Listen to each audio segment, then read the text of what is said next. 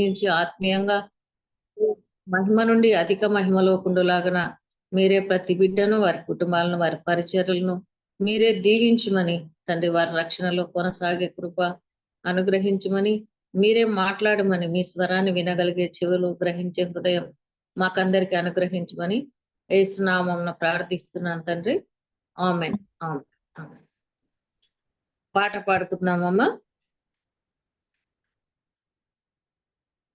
నా కోసమా ఈ సిలువ యాగము, నా కోసమా ఈ ప్రాణ త్యాగము, నా కోసమా ఈ సిలువ యాగము, నా కోసమా ఈ ప్రాణ త్యాగము. కల్వరిలో శ్రమలు నా కోసమా, కల్వరిలో సిలువ నా కోసమా, నా కోసమా ఈ సిలువ యాగము, నా కోసమా ఈ ప్రాణ త్యాగము. నా చేతులు చేసిన పాపానికై, నా పాదాలు నడచిన వంకర త్రోవలకై, నా చేతులు చేసిన పాపానికై, నా పాదాలు నడచిన వంకర త్రోవలకై, నీ చేతులలో నీ పాదాలలో మేకులు గుచ్చినారే, నీ చేతులలో నీ పాదాలలో మేకులు గుచ్చినారే. యేసయ్యా నాకై సహించావు, యేసయ్యా నాకై భరించావు, యేసయ్యా నాకై సహించావు, యేసయ్యా నాకై భరించావు, నా కోసమా ఈ సిలువ యాగము, నా కోసమా ఈ ప్రాణ త్యాగము. నా మనసులో చెడు తలంపులకై, నా హృదిలో చేసిన అవిధేయతకై, నీ శిరస్సుపై నీ శరీరముపై ముళ్ళను గుచ్చినారే, నీ శిరస్సుపై నీ శరీరముపై ముళ్ళను గుచ్చినారే. యేసయ్యా నాకై సహించావు, యేసయ్యా నాకై భరించావు, యేసయ్యా నాకై సహించావు, యేసయ్యా నాకై భరించావు, నా కోసమా ఈ సిలువ యాగము, నా కోసమా ఈ ప్రాణ త్యాగము. కల్వరిలో శ్రమలు నా కోసమా, కల్వరిలో సిలువ నా కోసమా, నా కోసమా ఈ సిలువ యాగము. ఆమేన్. Praise the Lord. ఈరోజు మళ్ళా ఈ వాక్యాన్ని ధ్యానిద్దాం అనుకుంటున్నాను. 142వ కీర్తన వచనం. నేను నీ నామమునకు కృతజ్ఞతాస్తుతులు చెల్లించినట్లు చెరసాలలో నుండి నా ప్రాణమును తప్పింపుము.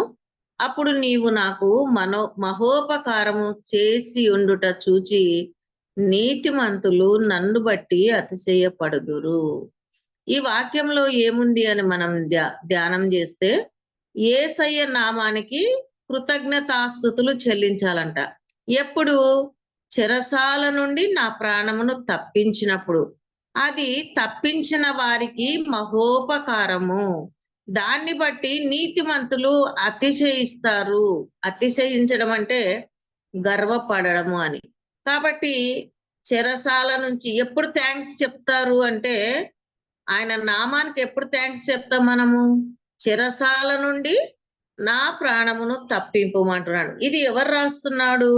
ఎవరు రాస్తున్నారంటే దావీదు మహారాజు రాస్తున్నాడు. మరి ఆయన ఏ చెరలో ఉన్నాడు? ఏ చెర నుంచి తప్పించమంటున్నాడు? అనేది మనం జూస్తే, ఆయన గుహలో ఉన్నప్పుడు ఈ కీర్తన రాయడం జరిగింది అని చూస్తాం. అంటే మరి గుహలో ఉండడము అక్కడ ఏమి ఆయనను చెరసాలలో బంధించలేదు గదా! అంటే ఆయనను ఏమంటారు? సంకెళ్ళు ఏమి లేవు. ఇనుప సంకెళ్ళు లేవు. మరి ఆయన నన్ను చెరసాలలో బంధించడము అని అంటున్నాడు అని చూస్తే, చెరసాల అంటే ఒక స్థలములో బంధింపబడి ఉండడం. ఒక ప్లేస్‌లో బంధింపబడి ఉండడం. అంటే ఆ ప్లేస్‌లో బంధింపబడి ఉంటే, మరి ఒక్కొక్క సమయంలో ఒక విధంగా బంధింపబడి ఉంటారనమాట. ఇప్పుడు ప్రజలు మామూలుగా బైబిల్‌లో చూసినట్లయితే, ఒక్కొక్క ప్రజలు ఇప్పుడు అనారోగ్యం చేత బంధింపబడి ఉంటారు. వాళ్ళని ఎవరు బంధించరు. మామూలుగా చెరసాలలో వాళ్ళని ఎవరు బంధించరు. కానీ వాళ్ళు అక్కడి నుంచి కదలలేరు.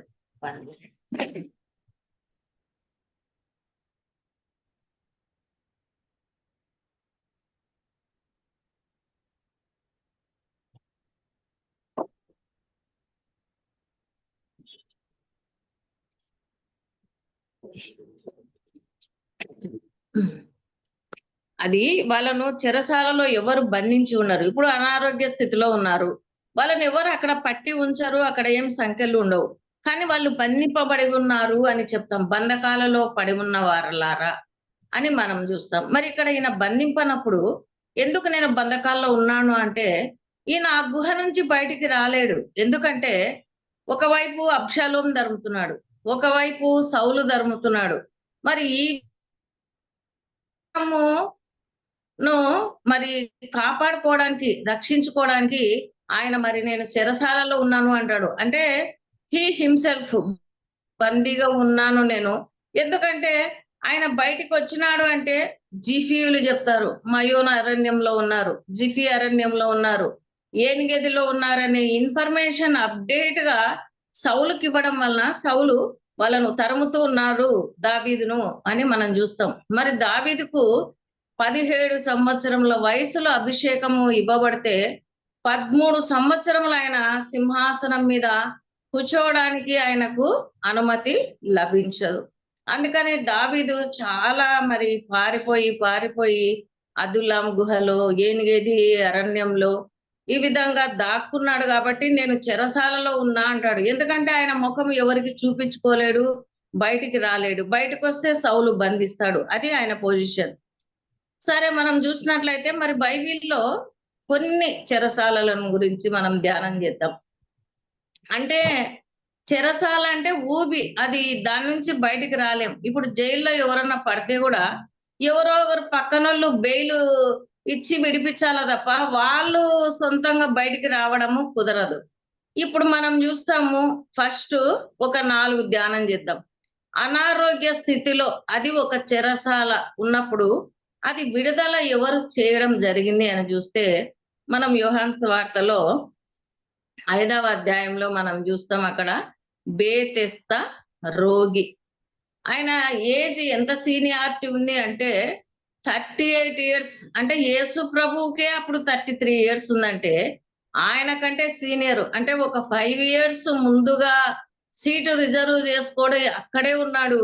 మరి ఎంత మొండోడంటే మొండోడు రాజు కంటే బలవంతుడని యేసయ్య పుట్టి 33 ఏండ్లు పెరిగేంత వరకు 38 ఇయర్స్ వరకు అక్కడే మొండిగా ఉన్నాడు అంటే, ఆయన పట్టుదలను మనం మెచ్చుకోవచ్చు. అంటే ఎంత సీనియర్ పేషెంటో మనము చూసుకోవచ్చు. అంటే ఆయన అంటే ప్రతి క్షణము నేను దూత వచ్చి నీళ్లు కదిలించినప్పుడు పోవాలనుకుంటాడు. మరి పోలేకపోతున్నాడు. 38 ఇయర్స్ ఎంత లాంగ్ నిరీక్షణ. కానీ అప్పుడు యేసు ప్రభువు ఆయన మీద దయదలిచి దగ్గరకొచ్చి, "నువ్వు స్వస్థపడాలనుకుంటున్నావంటే" ఆయన నన్ను నన్నెవరు దింపడానికి లేరు. నేను వెళ్ళాలనుకున్నప్పుడు ఎవరో దిగుతున్నారంటే నీ పరిపెత్తుకొని నడువు అంటాడు. అంత వ్యాధిగ్రస్తుడు 38 ఇయర్స్ నుంచి పడిన వాడికి విమోచన చెరసాల అంటే అనారోగ్యం అనే చెరసాల నుంచి విడుదల వచ్చి ఆయన దేవుణ్ణి స్తుతించి మరి దేవుని ఆలయంలోకి గూడా పోయినప్పుడు చూస్తాం. ఇక్కడ తమాషా ఏమంటే మనకిప్పుడు ఏమన్నా వైరల్ న్యూస్ అయిందంటే వెంటనే మీడియా, ఎంటీవీ, ఇది ఏంది ఈటీవీ, ఆంధ్రజ్యోతి, ఈనాడు మరి ఇవన్నీ మీడియా మైకులు పట్టుకొని వాళ్ళను వెంటబడి మీడియా వస్తారు. అప్పుడు యేసయ్య చుట్టూ ఏమన్నా అద్భుతాలు చేసినారంటే పరిసయ్యులు, శాస్త్రులు, యాజకులు, అధికారులు వాళ్ళంతా మీడియా ఆయన ఏం చేస్తే అన్న నిలబడితే తప్పు, యేసయ్య నిలబడితే తప్పు, కూర్చుంటే తప్పని ఆ మీడియా లాగా పరిసయ్యులు, సద్దూకాయలు ఆయనను ఎప్పుడు ప్రశ్నించాలని రెడీగా ఉన్నారు. ఇప్పుడు విశ్రాంతి దినమున మళ్ళా ఈ 38 ఏండ్లోని ఎందుకు బాగు చేసినాడు అని మళ్ళా ఆయన బాగలేనప్పుడు ఎవరు అడగలే పాపం 38 ఇయర్స్ అయింది. వాడు బాగలేడే. ఎవరినన్నా వాడిని బాగు చేద్దామని ఆలోచించలే. హెల్ప్ చేద్దామని ఆలోచించలే. ఇప్పుడు బాగైనాక ఎట్టమన్నారు. "ఒరేయ్! నువ్వెట్లా బాగైనావురా?" అని వాడిని మీడియా వెంటబడి మొత్తానికి నన్ను బాగు చేసిన వాడు యేసు అని అయితే చెప్పడం జరిగింది. అంటే ఈ దీర్ఘకాలిక రోగము అనే చెరసాల నుంచి యేసయ్య ఒక్కటే విడుదల చేయగలవాడు. ఆయనొక్కడే రక్షకుడు అని చూస్తాం. నెక్స్ట్ పాపరోగం నుంచి విడుదల చేయాల. మనం పాపరోగం నుంచి విడుదల చేసేటోళ్ళను ఎంత మందిని మనం చూస్తామంటే మరి రాహాబు అనే ఆమెను వేశ్య అని చూస్తాము. ఆమె మరి విధి వంచిత. పాపంలో ఉండింది, వేశ్యతనం జరిగించింది. కానీ ఎప్పుడైతే యేసయ్య యెహోవా దేవుని గురించి మరి వినిందో, మీ దేవుడు ఆకాశంలో దేవుడే, భూమి యందు దేవుడే, అమోరీయులకు ఎట్లా చేసినది నాకు తెలుసు అని ఇన్ఫర్మేషన్ మొత్తం కనుక్కొని ఆమె వేశ్యతనం మానిపోయి మరి సల్మానును పెళ్లి చేసుకొని బోయజును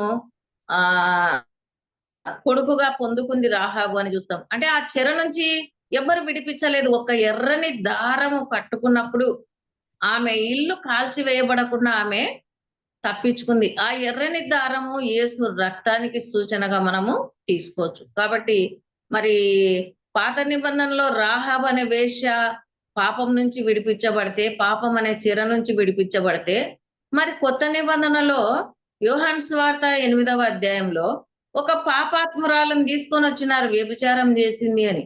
ఆమెను కొట్టాలని మరి అందరు రాళ్ళు తీసుకొనొస్తే ఆమె గూడా అయిపోయింది ఇంగ నా పని అని అనుకుంది.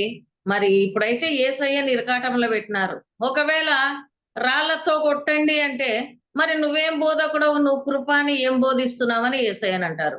పోనీ నువ్వు క్షమించు అంటే మోషే ధర్మశాస్త్రాన్ని నువ్వు ఎందుకు మీరుతున్నావని అంటారు.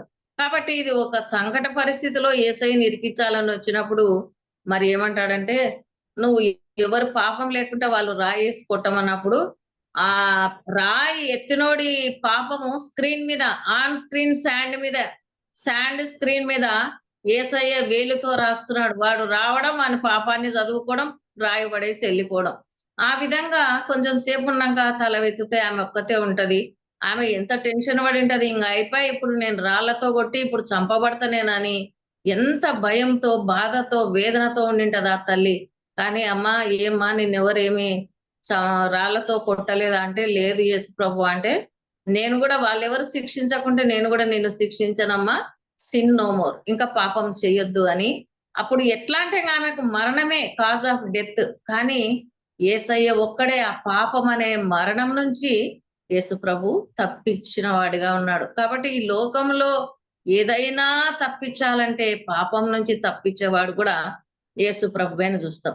మరి ఇంకొక సంఘటనను చూద్దాం. అంటే చాలా ఇన్సిడెంట్స్ ఉన్నాయి గానీ, మనకు టైం తక్కువుంటది గాబట్టి, మనం కొన్నే మనకిచ్చిన టైంలో మనం మెడిటేట్ జేద్దాం. మార్కు సువార్త 6వ అధ్యాయంలో చూస్తే, గెరాసేనుల వాడున్నాడు. వాడు ఎట్లున్నాడు అందరికి తెలుసు. సమాధుల్లో ఉంటాడు, కేకలేస్తుంటాడు. ఇప్పుడు మనుషులు కేకలేయకుండా కూల్‌గా ఉంటారు. వాడేమో రి రివర్స్‌లో కేకలేస్తాడు. అందరు ఇండ్లలో ప్రశాంతంగా ఉంటారు. వాడు సమాధుల్లో ఉన్నాడు. అందరూ మరి ఫ్యామిలీస్‌తో ఉంటారు. అందరూ ప్రేమించేవారున్నారు. కానీ ఆయనకు ఎవరు ప్రేమించేవారు లేరు. అంటే ఎండకు ఎండడం సమాధుల్లోనే, వానకు తడవడము సమాధుల్లోనే, అన్నం లేదు టయానికి, బట్టలు లేవు, ప్రేమించేవారు లేరు. ఇంకొకటి అసలు ఎవరైనా జీవి ల లోకంలో వాళ్ళని రాయితో కొట్టుకున్నోళ్ళని ఎవరినైనా చూసినామా మనము? ఒక్క గెరాసేనుల వాడొక్కడే తనను తాను రాళ్ళతో గాయపరుస్తూ కేకలు అవిశ్రాంతంగా చేస్తూ ఉంటే, ఎవ్వరు ఈ లోకంలో మరి ఆయన సమాధుల్లో ఉన్నాడని జూడలే. మరి పుట్టించుకున్న తల్లిదండ్రులు జూడలే, అక్క చెల్లెండ్లు జూడలే, అన్నదమ్ములు, బంధువులు అందరూ వదిలేసినారు మరి. కానీ ఎవరు జాలి పడినాడు? యేసయ్య జాలి పడినాడు. వచ్చి అద్దరి నుంచొచ్చి మరి వస్తేనే సైతాను, సర్వోన్నతుడైన దేవుని కుమారుడా నాతో ఏం పని? అప్పుడే నన్ను మరి పాతాళంలోకి పంపిస్తావా అంటే, నువ్వు వదిలిపెట్టి పో అని జెప్తే, ఏం నీ పేరు అంటే సేన. 6,000 దయ్యాలు 2,000 పందుల్లోకి పరిగెత్తి, అది గూడా దేవుని పర్మిషన్ తీసుకొని పోతే, అప్పుడు ఏడ కూర్చుంటాడు? బట్టలేసుకొనింటాడు. స్వస్థ చిత్తుడై నిలవన్నోడు ప్రశాంతంగా కూర్చొని, "యేసయ్యా నువ్వు నన్ను బాగు జేసినావు. నేను నీతో పాటే ఉంటాను" అని మరి అంటే యేసుప్రభు అంటాడు, "వద్దొద్దు నాతో వద్దు. నువ్వు వెళ్లి నీ ఇంటికి వెళ్లి నువ్వు ఉండమని" జెప్పినప్పుడు ఆయన ఉండలే. తన జీవితంలో దయ్యాలు పట్టిన తనను ఎంత స్వస్థపరిచినాడోని దేకపోలి అంటే 10 పట్టణాల్లో సువార్థికుడుగా మారినాడు. ఒక్కడే. ఒక్క అపవిత్రాత్మ పట్టిన వాడు మరి విడిపించబడి 10 పట్టణాల్లో ప్రకటించినాడు సువార్త అంటే ఒక్క ఆత్మను. అందుకే యేసయ్య ఏమంటారంటే, నశించిన దాన్ని వెదికి రక్షించడానికి యేసు ప్రభువు ఈ లోకానికొచ్చినాడు అంటాడు. అంతే. అంటే ఈయన 10 పట్టణాలు ప్రకటిస్తే, మరి మన సమరయ స్త్రీని తీసుకుందాం. సమరయ స్త్రీ అయితే గ్రామానికంతా సువార్త చెప్తది. మరి ఒక్క లేడీని ఆమె ఎంత బాగా ప్రకటిస్తది. నేను జేసినవన్నీ నాతో జెప్పినవాడు గదా! ఆయన మెస్సియా గాడా అని మరి ఆమె చెప్పినట్లుగా చూస్తాం. సరే, అక్కడ ఒక ప్యాసేజ్ ఉంటది. ఆమెకేమంటాడంటే యేసు ప్రభువు, ఆత్మతో సత్యముతో ఆరాధించాలి అని. అంటే ఏంది ఇప్పుడు మనము ఆత్మతో సత్యంతో ఆరాధిస్తాం. ఏమి అంటే మన పార్ట్‌లో కన్ను ఒక వస్తువు కలర్ చూస్తది. చెవులు వింటాయి. స్పర్శ టచ్ చేస్తది. కానీ పరిశుద్ధాత్ముని టచ్ చేయనీక మన పార్ట్‌లలో ఏముంది అంటే, మనలోని పరిశుద్ధాత్ముడు ఒక్కడే, మనలోని ఆత్మ ఒక్కటే పరిశుద్ధాత్ముని టచ్ చేస్తది గాబట్టి, అందుకే మనం ఆత్మతో, సత్యంతో దేవుణ్ణి ఆరాధించినప్పుడు ఆయన స్తుతి సింహాసనాసీనుడుగా ఉంటాడు అని మనకు దాని భావాన్ని తెలుసుకున్నాం. సరే. ఇప్పుడు రోగం అనే చెరసాల నుంచి విడుదల జూషినాము. అపవిత్రాత్మ పట్టిన చెరసాల నుంచి చూషినాము. పాపము నుంచి, రోగము నుంచి, అపవిత్రాత్మ నుంచి పట్టినది జూషినాం. ఇప్పుడు మరణం అనే చెర నుంచి ఏ విధంగా విడిపించబడినారు అనేది చూద్దాము. మరి యేసు ప్రభు ఈ లోకంలో జీవించినప్పుడే ఆయన మరణం మీద అధికారం గల దేవుడు. యాయీరు కుమార్తెను బాగు చేసినాడు. నాయను కుమారుని ముట్టి బాగు చేసినాడు. లాజర్‌ను గూడా లెవ్వమని జెప్పి లేపినాడు. అంటే ఆయన మరణానికి ముందే మరణం మీద అధికారం గల దేవుడు. ఆయన అల్ఫా, ఒమేగా, ఆది అంతమైన వాడు. కాబట్టి కడపటి వాడు, మొదటివాడు. ఇంకొకటేమంటాడు, నేను మృతుడనై సజీవుడనై ఉన్నాను. యుగ యుగములు జీవించుచున్నాను. మరణ పాతాళం యొక్క తాళపు చెవులు నా దగ్గర ఉన్నాయంటాడు. కాబట్టి ఇప్పుడు మరణం యొక్క పాతాళం యొక్క తాళం చెవులు మన యేసయ్య దగ్గరనే ఉన్నాయి. సరే. యేసయ్య జీవించినప్పుడు మరణించిన వాళ్ళను మరణం నుంచి లేపినాడు. ఓకే.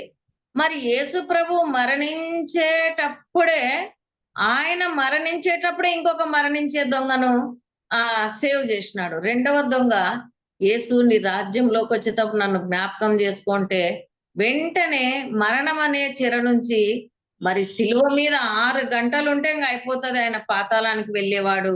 యేసు ప్రభువును ప్రార్థన చేసి పరదేశికెళ్ళిపోయినాడు.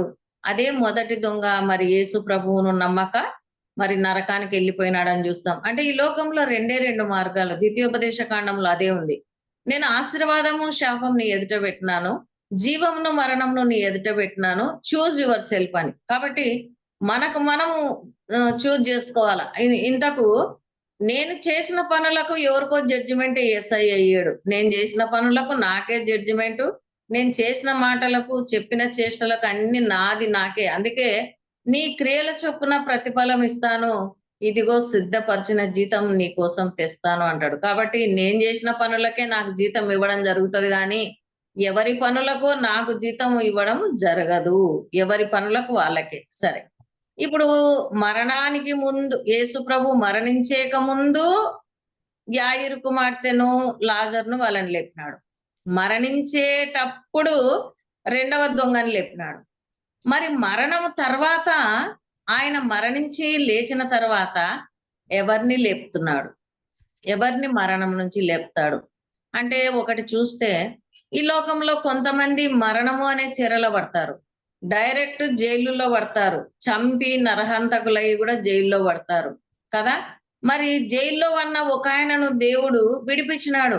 ఎవరు అంటే హిజ్కియా కొడుకు మనష్షే ఎవెల్మే రోదకు అనే రాజు కాలంలో ఆయన జైల్లో ఉన్నప్పుడు మరి అసలు 55 సంవత్సరాలు మనష్షే పరిపాలన చేస్తాడు. అంటే హిజ్కియాకు 15 ఏండ్లు ఎక్స్‌టెన్షన్ అయినంక 3 ఏండ్లకు పుట్టినోడు ఎవరు? మనష్షే. మరి ఆయన సూర్యచంద్రులకు అన్నిటికి బలిపీఠాలు కట్టి, పిల్లలను దాటించి చానా పాపం జేసింటాడు. మరి వాళ్ళమ్మనేమో హెప్సిబా, వాళ్ళ తాతనేమో యెషయా ప్రవక్త. మరి ఒక యెషయా ప్రవక్త మనవడు, తల్లి భక్తురాలైన హెప్సిబా, తండ్రి హిజ్కియా మంచి రాజు. మరి మనష్షే ఆయన అట్లా పాపం జేసి బలిపీఠాలకు కట్టినప్పుడు నక్షత్ర సమూహాలకు బలిపీఠాలు కట్టినప్పుడు దేవుడేం జేస్తాడు? ఇంత కఠినమైన వాడని మరి బబులోనుకు అప్పగిస్తే అక్కడ ఎంత పశ్చాత్తాపన్నాడో మనస్సే తెలదు గాని, మొత్తానికి ఏ రాజు గూడా 55 ఏండ్లు పరిపాలన జేయలే గాని, యూదా రాజుగా మరి మనష్షే పరిపాలించినాడు. ఆయన మళ్ళా రివోక్ అయ్యొచ్చినాడు జైలు నుంచి. ఎట్లా అంటే ఎంత పశ్చాత్తాపన్నాడో జైలు నుంచి మళ్ళొచ్చి రాజ్యం జేసినాడు మనష్షే అని జూస్తాం. కాబట్టి దేవుడు ఏ స్థితిలోనైనా మరి తనను ప్రార్థించినప్పుడు తను కాపాడే దేవుడు అని మనం జూస్తాం. అంతే గాకుండా మరి సంసోనును జూస్తాం. ఎక్కడ పోయినాడాయన ఫిలిస్తీన్ల దగ్గర అంటే మరి పరిశుద్ధాత్మునితో నింపబడి ఒక దవడ ఎముక తీసుకొని 1000 మందిని చంపినాడు. 300 నక్కలు పట్టుకొని ఫిలిస్తీన్ల చేలను తగలబెట్టినాడు. మరి గోతిని చీల్చి నీళ్లు తాగిన బలవంతుడు ఒక్క ఏంటి మనిషి బలవంతుడే గాని కళ్ళు బలహీనం. ఏ బలహీనమైన కళ్ళతో స్త్రీని చూసినాడో మరి అవే కళ్ళు పోగొట్టుకున్నాడు. అదే స్త్రీ ఒడిలో ల్యాప్ అంటే ఒడి. ట్యాప్ చూస్తాం ఇప్పుడు. ఒడిలో ల్యాప్. ఆ ఒడిలో ఆయనను ల్యాప్ చేసింది. ఫిలిస్తీన్లకు 1100లకు అప్పగిచ్చింది. జుట్టు గొరిగిచ్చింది. కళ్ళు తీపిచ్చింది. తిరగలి ఇసురు వానిగా పెట్టినారు. దాగోని గుడిలో పరిహాసం జేసినారు. ఎందుకు? ఒక న్యాయాధిపతి. మరి ఆయన వివాహం చేసుకోయింటే బాగుండు. అసలు ఒక దాను గోత్రీకుడు ఫిలిస్తీన్ల అమ్మాయిని పెళ్లి చేసుకోకుండా మరి వేశ్యలతో పోవడం జరిగింది. 20 ఇయర్స్ జడ్జిగా చేసినాడు. మరి తన అభిషేకాన్ని నాజీరు వ్రతాన్ని అన్య స్త్రీలకిచ్చినప్పుడు కళ్ళు పోగొట్టుకుంటే మళ్ళా ఒక్కసారి పశ్చాత్తాపడినాడు. మరణం నుంచి ఆయన తప్పించుకున్నాడు.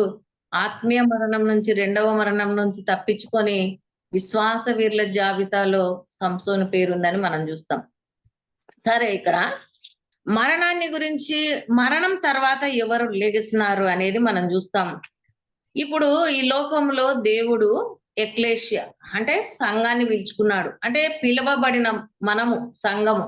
అంటే ఈ లోకంలో భూలోకంలో నల్ల పిల్లను చూసి దేవుడు ఎన్నుకున్నాడు. అంటే మరి ఎలియాజరు పోయి పెళ్లి కూతురును తీసుకొని ఇస్సాకుకు అప్పగించినాడు. అట్లా ఈ లోకంలో పరిశుద్ధాత్ముడు సంఘ వధువును ఎత్తి రెడీ చేసి పెళ్లి కుమారునికి మధ్యాకాశంలో అప్పగిస్తాడు. అది సెకండ్ కమింగ్ లో జరిగేది.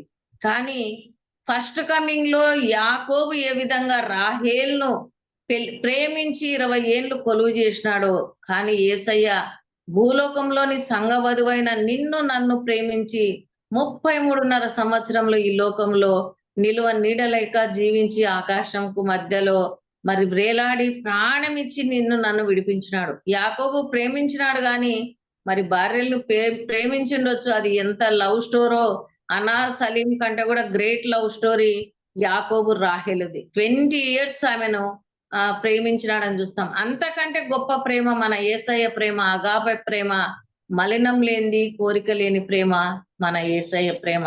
నిన్ను నన్ను నరకం నుంచి తప్పించిన ప్రేమ, నిన్ను నన్ను నా పాపములను క్షమించిన ప్రేమ. ఓకే, ఇక్కడ ద్వితీయోపదేశ కాండంలో ఒక ప్యాసేజ్ ఉంది, మనం చూసుకుందాము.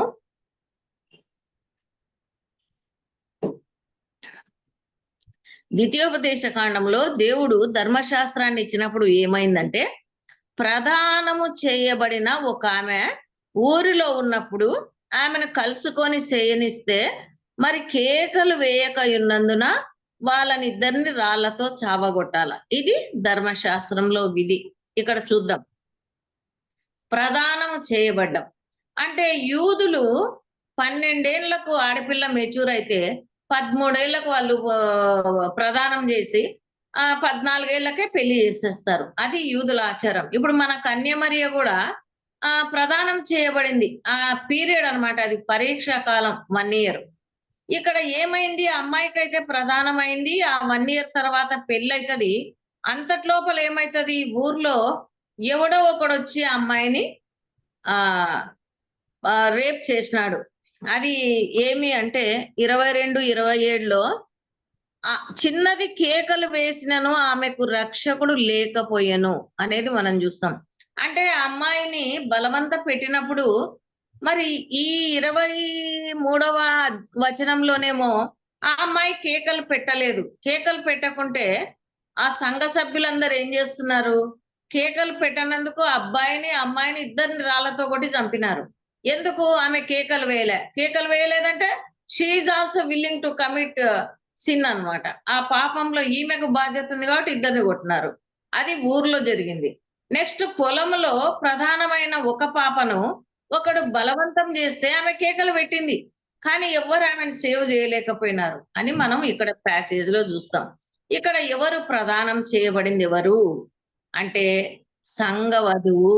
ఇప్పుడు మనము 2 కొరింథీ 11లో 2వ వచనంలో ఏముంది, పురుషుడికి ప్రదానము చేయబడింది అని ఉంది కదా. 2 కొరింథీ 2. ఎందుకనగా పవిత్రురాలైన కన్యకనుగా ఒక్కడే పురుషునికి అనగా క్రీస్తుకు సమర్పింపవలనని మిమ్మల్ని ప్రదానము చేసితిని. అంటే పురుషుడు ఎవరు లేరు, యేసుప్రభు ఒక్కడే పురుషుడు, పెండ్లి కుమార్తె ఎవరు లేరు, ఒక్కడే పెండ్లి కుమారుడు. సంఘమంతా పెండ్లి కుమార్తె, ఫిమేల్ అని మనము చూసుకుంటాం. ఇక్కడ దీంట్లో ఏమి అంటే ఇక్కడ ఆమెకు రక్షకుడు లేదు. అంటే మనం దీన్ని దేనికి పోల్చొచ్చు అంటే, ప్రధానమైన మనము అంటే యేసు ప్రభువు సిలువలో మనల్ని ప్రదానం చేసుకున్నాడు. ఆ కప్ ఆఫ్ వైన్ తీసుకొని ఆ సంఘాన్ని ప్రదానం చేసుకున్నాడు. రేపు పెళ్లి చేసుకోవడానికి గొర్రె పిల్ల పెండ్లి విందుకు మనం సిద్ధపడి ర్యాప్చర్ లో వెళ్ళిపోవాల సంఘము. అప్పుడు ప్రదానం చేయబడిన ఈ బిడ్డకు ఒక 1 ఇయర్ పరీక్ష కాలం ఉంటది. అంటే మనమంతా ఇప్పుడు రక్షణ పొందినాము, మనం పరీక్ష కాలంలో ఉన్నాము. కానీ ఇప్పుడు మనం రక్షణ పొందిన, ప్రదానం చేయబడినా కూడా అపవాది మనలను ఊరికే వదిలిపెట్టిందే. అప్పులు ఒక అవమానం, అనారోగ్యము ఒక అవమానం. ప్రదానం చేయబడింది సంఘము. మరి సంఘంలో కష్టాలు లేవా అంటే, ప్రదానం చేయబడిన సంఘానికి కష్టాలు ఉన్నాయి ఖచ్చితంగా. కానీ ఏం చేయాలంట, కేకలు వేయాలంట. కేకలు వేస్తే రక్షిస్తారు. అప్పుడు ఎవరు కేకలు వేసినా రక్షించలే గాని, ఇప్పుడు మనం కేకలు వేస్తే మనల్ని రక్షించడానికి ఎవరున్నారు, యేసయ్య ఉన్నాడు. ఈ కేకలేమి, ప్రార్థన. శిలువ మీద యేసు ప్రభువు మరి కేక వేసి నా దేవా నా దేవా నన్నెందుకు విడిచితివి అని కేక వేసినాడు. అది ప్రార్థననే కదా! మరి చివరికి ఆయన సమాప్తమైందని విజయ కేక వేసినాడు. అంటే నేనంతా కంప్లీట్ చేసినానని ఆయన ప్రార్థన చేసినాడు. మరి హెబ్రీ 5లో ఈ లోకంలో యేసు ప్రభు శరీరంతో జీవించి ఉన్నప్పుడు మరి ఆయన తన్ను మరణం నుంచి రక్షించగలవానికి ప్రార్థనలు, యాచనలు సమర్పించెను అని చూస్తాం. మొత్తానికి అది. మరి అపోస్తులైన పౌలేమంటాడంటే, కొరింథీ పత్రిక 7వ అధ్యాయం 24లో నేనెంత దౌర్భాగ్యుడనో, ఇటు మరణం నుంచి నన్నెవడు విడిపిస్తాడు అంటాడు. నాలో దైవ నియమము, పాప నియమము 2 ఉన్నాయి. ఆత్మకు విరోధంగా శరీరము, శరీరానికి విరోధంగా ఆత్మ పని చేస్తున్నాయి అని అపోస్తులైన పౌలంటాడు. సరే, మరి ఇట్లి మరణం నుంచి, మరణం అనే చెర నుంచి ఎవరు విడిపిస్తారు? ఒక్కొక్కరికి ఒక చెర ఉంటది గాని, ఈ లోకంలో పుట్టిన ప్రతి ఒక్కరికి జాతస్యం మరణం ధ్రువం. పుట్టినవాడు గిట్టక తప్పదు. కాబట్టి పుట్టిన ప్రతి ఒక్కడు ఎవరి నాసికలో దేవుని ఊపిరి ఉందో వాడందరూ మరణం పొందాలా. నీవు మన్నే గనక తిరిగి మన్నయిపోతావు. నీకు దేవుడు దయచేసిన ఆత్మ దేవుని దగ్గరికెళ్ళిపోతది. మరి ఎందుకు మనం యేసయ్య దగ్గరకొచ్చి ఆరాధిస్తున్నామంటే, మరణం నుంచి మనలను రక్షించగలవానికి యాచనలు, ప్రార్థనలు మనం జేస్తున్నాం. భక్తి జేస్తున్నాం, పరిశుద్ధంగా జీవిస్తున్నాం, వాక్యంతో నింపబడుతున్నాం, ప్రార్థనతో నింపబడుతున్నాం. మరిప్పుడు ఈ లోకంలో పుట్టిన ప్రతి ఒక్కరికి మరణం అనే చెరసాల ఉంది. మరి వాళ్ళు ఎట్లా సేవ్ అయినారనేది ఒక్కసారి మనం జూస్తే హెబ్రీ పత్రిక 10:19లో మనం ఒకటి జూస్తాము. ఎఫెసీ 4:8లో యేసు ప్రభు ఆరోహణుడై శనివారం రోజు మరి భూమి కింది భాగంలకు దిగి చెరను చెరగా పట్టుకొని పోయెను అని జూస్తాం. అది ఏం చెర అని చూస్తే మరి ఆదాము మొదలుకొని యేసు ప్రభు మరణించే వరకున్న ఆత్మలన్నీ పాతాళంలో పరదైసులో ఉన్నాయి. అంటే పాతాళంలో పరదైసు కింద ఉండింది. ఎందుకు?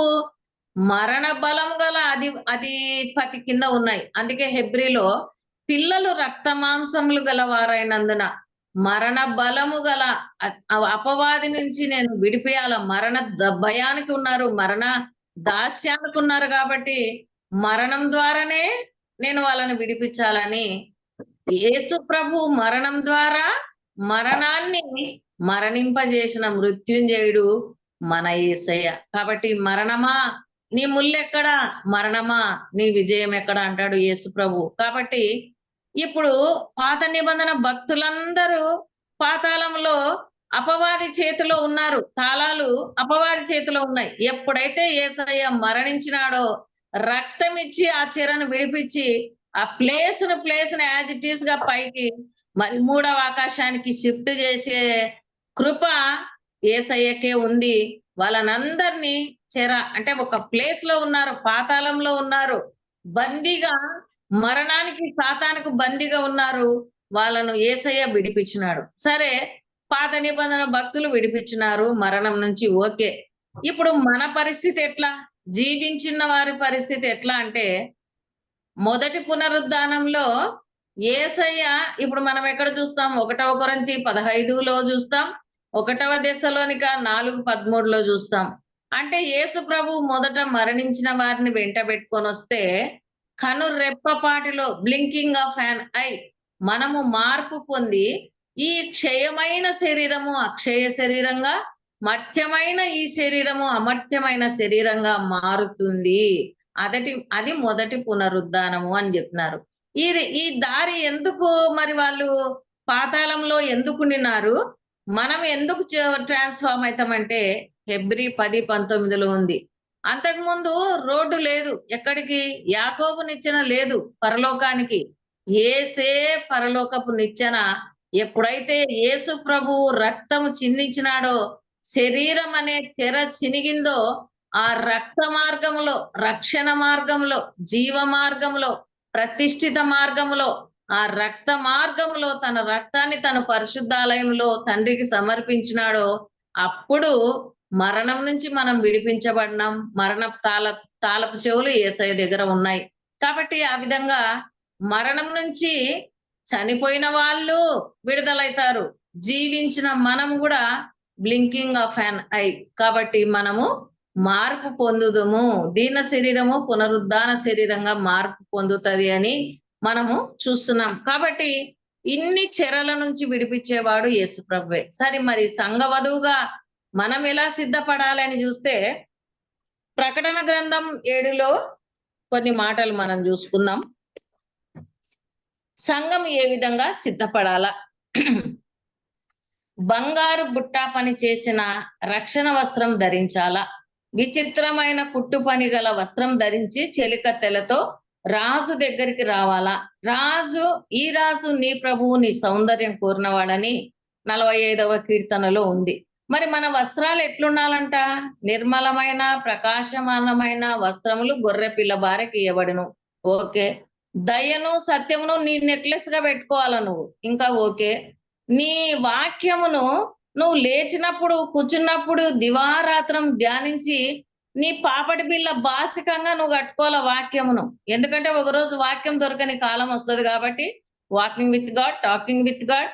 కాబట్టి వాక్యము, దేవుని వాక్యం అనే నామం గలవాడు కాబట్టి వాక్యాన్ని మనం నెమరు వేసే వాళ్ళంగా ఉండాల. మరి ఎఫ్ఎస్సి పత్రికలో అందరికి ఒక డ్రెస్ కోడ్ ఉంటది. లాయర్ కు నల్ల కోటు, డాక్టర్ కు తెల్ల కోటు, మరి హోటల్స్ లో పనిచేస్తోళ్ళకు ఒక డ్రెస్, స్కూల్ యూనిఫామ్ ఉంటది.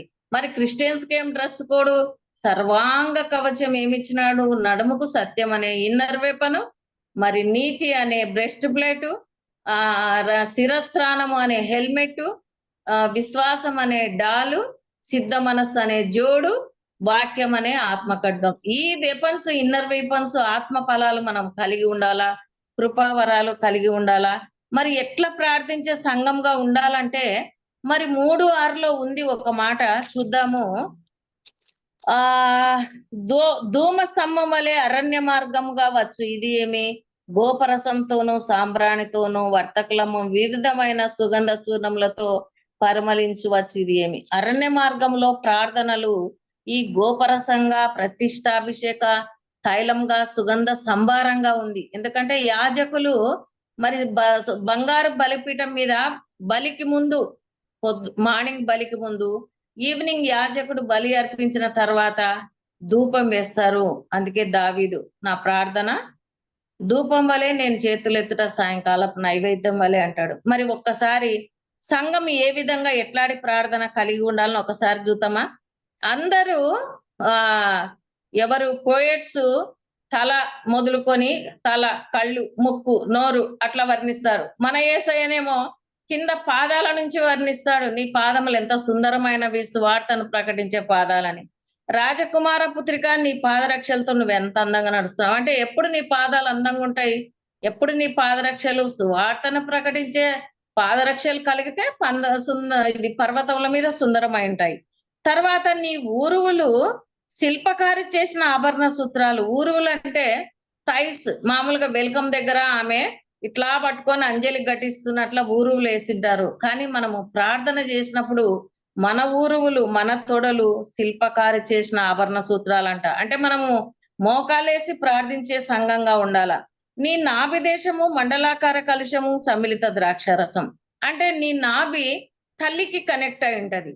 నీ నాభిలో సమ్మిళిత ద్రాక్షారసం ఉండాల. అంటే తండ్రి, కుమార, పరిశుద్ధాత్మ నామమున శిష్యులుగా చేయండి, బాప్తిసం ఇయ్యండి అని. కొంతమంది జెహోవా విట్నెస్, యెహోవా దేవుని గురించి, క్రీస్తు సంఘము యేసుని గురించి, పెంతెకోస్తు పరిశుద్ధాత్మని గురించి ఇట్లా చీల్చి ఎవరికి వాళ్ళు బోధ చేసుకుంటున్నారు.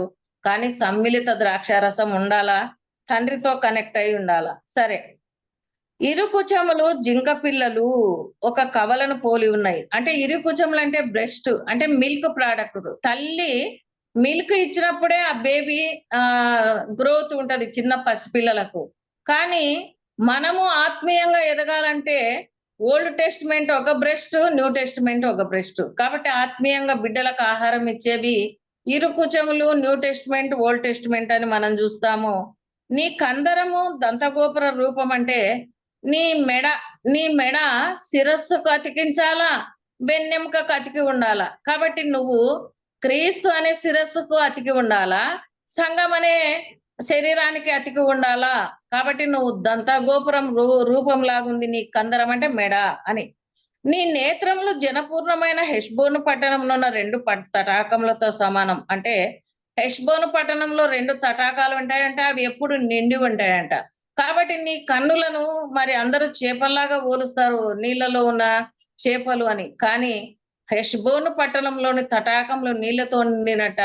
మరి ఇర్మియా ప్రార్థన చేసినట్ట, నా తల జలమయంగా నా కన్నులు కన్నీటి ఊటగా ఉండాలన్నట్ల మన కన్నులు ప్రార్థించే హెష్బోను తటాకముల వలె ఉండాలి.